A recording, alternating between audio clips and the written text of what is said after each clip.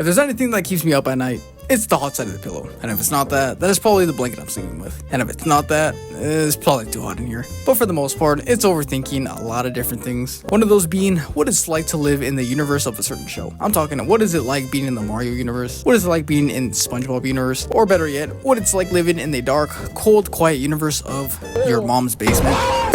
To be frank, I'm not the only one thinking about how many possibilities and how many scenarios and how many things we could do if we were in a certain universe. I'm talking, imagine living in the Doom universe. I don't even know what the heck the movie's about. Yeah, I see them in the middle of the desert, using these hospital-looking oxygen pipes that go up their schnoz, and beefing with large groups of people. I've never watched the movie, but just by looking at it, living in the middle of the desert doesn't seem too pleasant. As much as we may want to live in a certain universe, some universes are, well, let's just say, heck no. Some of these places, not even for $1 million, would you want to live in it. Maybe 2 mil, maybe even 5 mil. Starting with number 1, the Marvel Universe. Look, living in the city or anywhere near where all these superheroes and supervillains are, have gotta be the worst place to live in. The rent is probably hecka cheap. Why? Because everything keeps getting destroyed. You could just be minding your own business and coming home from a long day of work. I don't know, maybe you've been sitting on the computer for who knows how long. Your butt doesn't even exist at this point. And then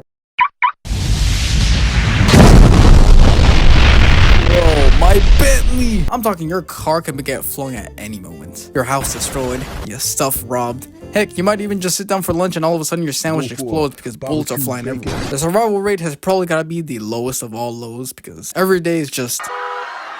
oh, explosions. Just another day. Oh, there goes Spider-Man just shooting webs. Here comes Thanos. There he goes snapping people. Oh, wait, oh, crap! Yeah, I bet living anywhere in the city is just a pain in the booty, to where I can bet you that you can get a nice house. A nice clean house that is barely new. You're getting the tower for a good crisp $5 and maybe even free Wi-Fi. Rent is cheap because guess what? Your house is guaranteed to collapse in the next 5 hours or so. And the cleanup, oh heck no, man, heck no. Heroes be like, oh, we saved the day. But the city looks like my granddad's ashes. Next up on the list, the Demon Slayer universe. Now look, I love Demon Slayer, man. Such a good artistic and action-packed show that not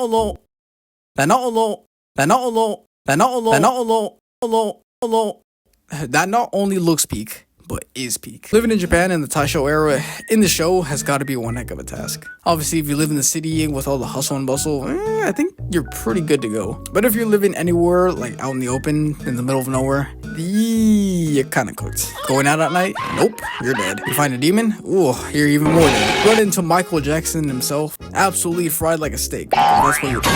After that, he's about to moonwalk out of there like nothing great.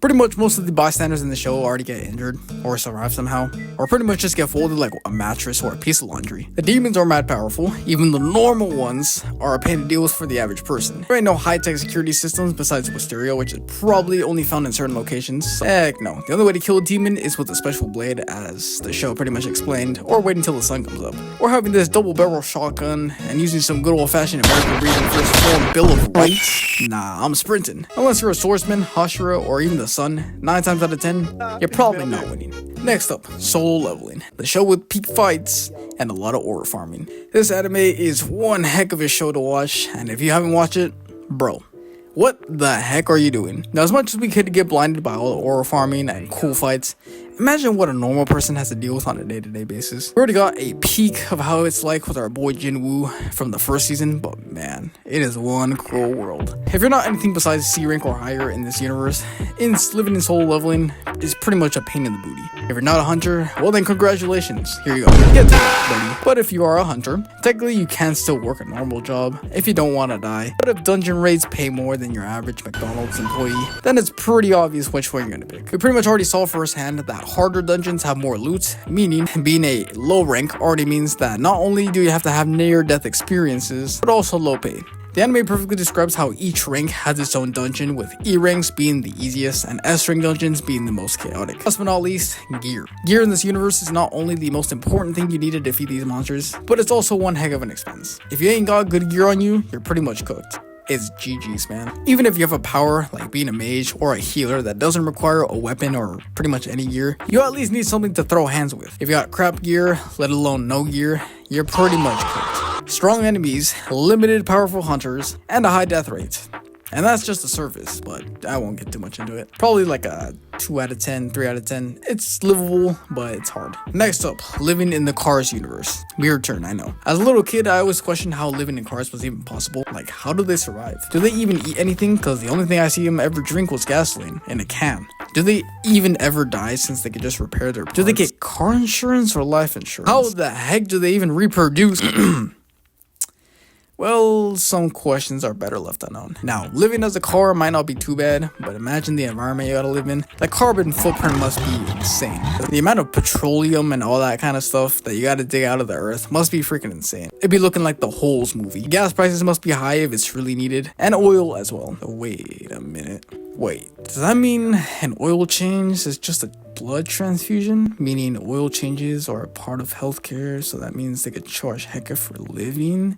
So gasoline is just food, but what do they drink? Antifreeze or something? Me, you're getting distracted. Oh, okay, crap. In the end, the earth is probably just a wasteland at this point. 1 out of 10 would not want to live here. It doesn't even seem livable at this point. But if there's anywhere in my whole life on this earth that I will never want to visit, let alone live there, let alone even step a foot in there, the worst place to ever live in, Gotham City.